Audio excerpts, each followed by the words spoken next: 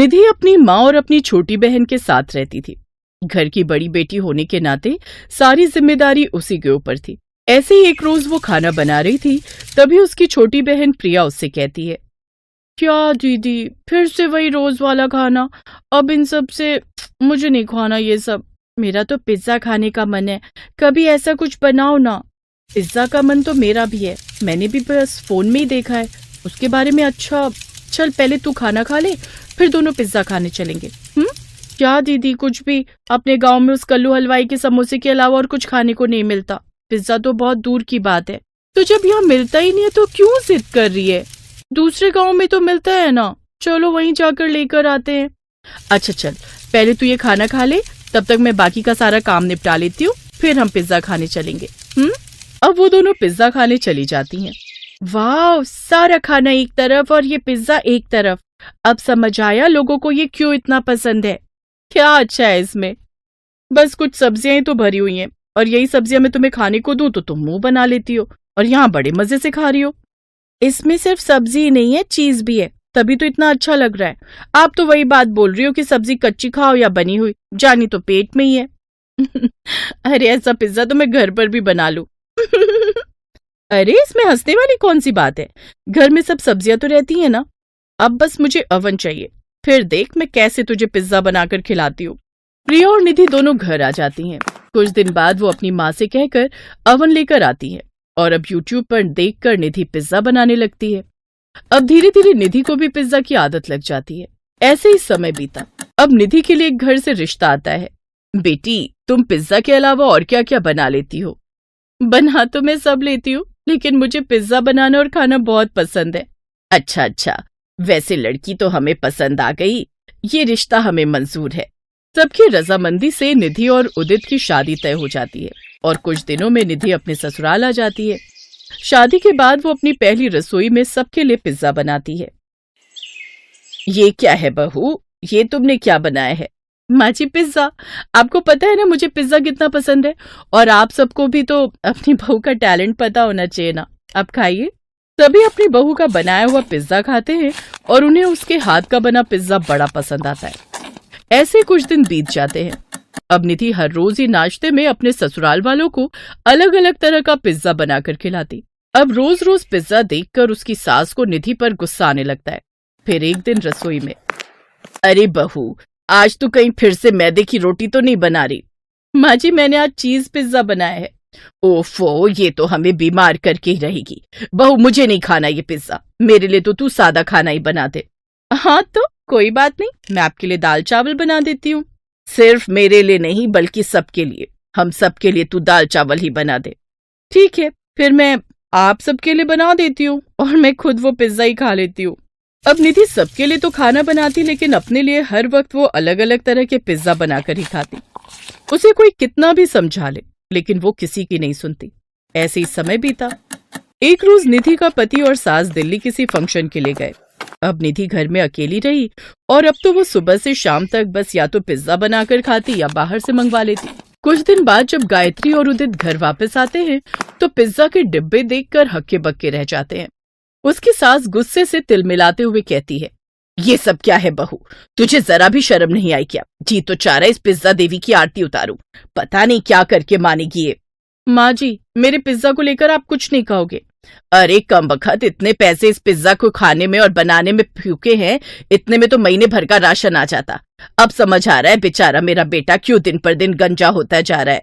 माँ जी, पिज्जा को लेकर मेरी जो दीवानगी है वो मैं आपको पहले ही बता चुकी थी, और अब आप मुझे खाने से नहीं रोक सकती। अच्छा ठीक है, फिर जो तेरे मन में आए तू कर, मैं तुझे नहीं रोकूंगी। यही आपके लिए बेहतर रहेगा, और मेरे खर्चों को गिनाने से पहले अपने खर्चों को देखा कीजिए, जो पूजा पाठ में कितने पैसे खर्च कर देती हैं। अब उदित से सहा नहीं जाता, और वो उसे जोरदार थप्पड़ मारता है। माँ तुम्हारी भलाई के लिए ही कह रही है निधि, इतना ज्यादा पिज्जा खाओगी तो हालत खराब हो जाएगी। और तुम्हारी हिम्मत भी कैसे हुई माँ से ऐसे बात करने की? तुम्हें शर्म नहीं आती? माँ से ऐसे बात करती हो? ओफो, तुम दोनों की आखिर प्रॉब्लम क्या है? मैं रोटी खाऊं या पिज्जा, तुम लोगों को क्या फर्क पड़ता है? तुम्हारी हरकतों से लगता है पिज्जा खा खा करना तुम्हारे दिमाग ने काम करना बंद कर दिया है। तुम्हारी मोटी बुद्धि हो गई है। कल को तुम्हें तकलीफ होगी तो परेशान तो हम सभी होंगे ना। तुम्हें मेरी चिंता करने की कोई जरूरत नहीं है, मैं अपना ध्यान खुद रख लूंगी। ऐसे ही कुछ दिन बीत जाते हैं और निधि अभी भी पिज्जा बनाने और खाने की आदत को बरकरार रखती है। फिर एक रोज अचानक से उसकी हालत खराब हो जाती है और वो पेट पकड़कर रोने लगती है। उदित और गायत्री उसे अपने साथ अस्पताल ले जाते हैं, जहां डॉक्टर उसका चेकअप करके कहते हैं, देखिए, जरूरत से ज्यादा मैदा खाने की वजह से इनकी ये हालत हो गई है। वो मैदा इनके पेट में जम गया है और इनकी हालत काफी खराब हो गई है। इनके शरीर में काफी ब्लॉकेज भी हो गई है, इसलिए इनका ऑपरेशन करना पड़ेगा। लेकिन फिर भी हम कह नहीं सकते कि ये बच पाएंगी भी या नहीं। आप लोग चाहो तो ऑपरेशन से पहले उनसे मिल सकते हो। सास और उदित उससे मिलने अंदर जाते हैं, जहां वो दर्द से कराह रही होती है। मेरे पेट में बहुत दर्द हो रहा है माँ जी। मुझे माफ कर देना जो मैंने आपकी बात नहीं मानी। मुझे लगता है मैं और नहीं जी पाऊंगी। तुम पागल हो गई हो क्या? तुम्हें कुछ नहीं होगा, तुम ठीक हो जाओगी। निधि की आंखें भर आती हैं। कुछ देर बाद डॉक्टर की टीम उसको ऑपरेशन करती है, जिससे उसकी जान बच जाती है और वो पूरी तरह से ठीक हो जाती है। उस दिन के बाद उसने हमेशा के लिए पिज्जा बनाना और खाना छोड़ दिया, और कभी मन करता भी खाने का तो वो कभी कभार साल में 1-2 बार ही खाती। इसीलिए कहते हैं किसी भी चीज की अति भी नुकसानदायक होती है। नागपुर में रतन नाम का एक आदमी अपनी पत्नी रजनी और बेटी सोमा के साथ रहता था। रतन की पिज्जा शॉप की एक छोटी सी दुकान थी, जिसमें वो पिज्जा बनाकर बेचा करता था। उसके हाथ के पिज्जा खाकर गांव में सभी उसकी जमकर तारीफ करते थे।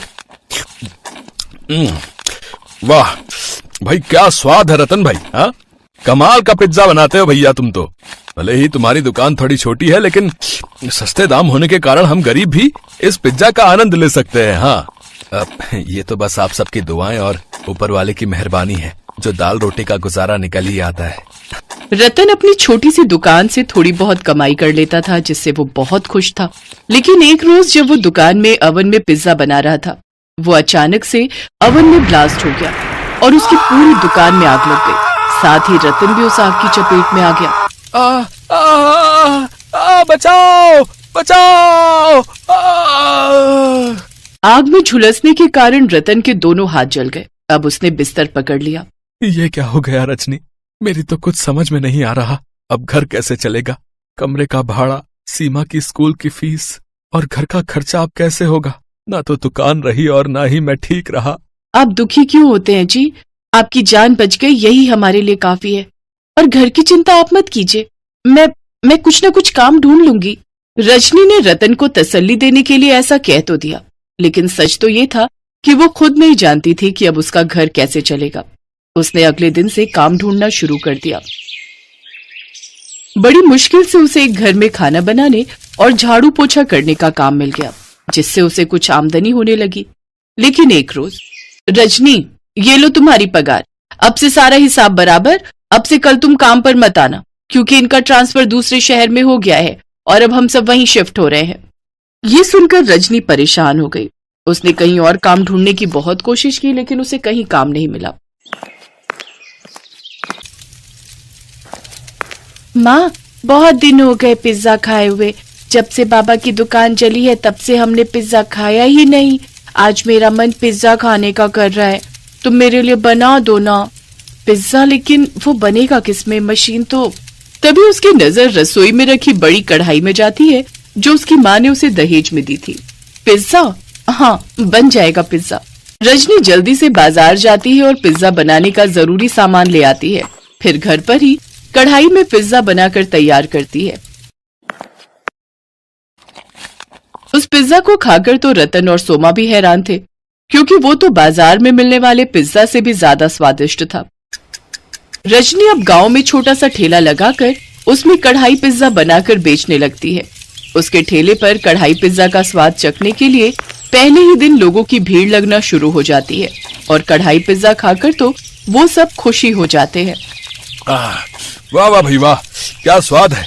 इसका स्वाद तो पहले के पिज्जा से भी ज्यादा स्वादिष्ट है भैया। हाँ, ऐसा लग रहा है जिंदगी का असली मजा तो कढ़ाई पिज्जा खाने में ही है। वाह वाह भाभी, आपने तो कमाल ही कर दिया। जी शुक्रिया। अब रजनी की उस छोटे से ठेले पर दुकान से भी ज्यादा कमाई होने लगती है। लोग उसके कढ़ाई पिज्जा का वीडियो बनाकर सोशल मीडिया पर डाल देते हैं। अब रजनी खूब कमाई करने लगी। रजनी अब रतन का इलाज अच्छे अस्पताल में करवाती है, जहां कुछ ही दिनों में वो भी ठीक हो जाता है। अब वो भी रजनी के साथ उसका हाथ बटाता है और दोनों पति पत्नी मिलकर खूब पैसे कमाते हैं।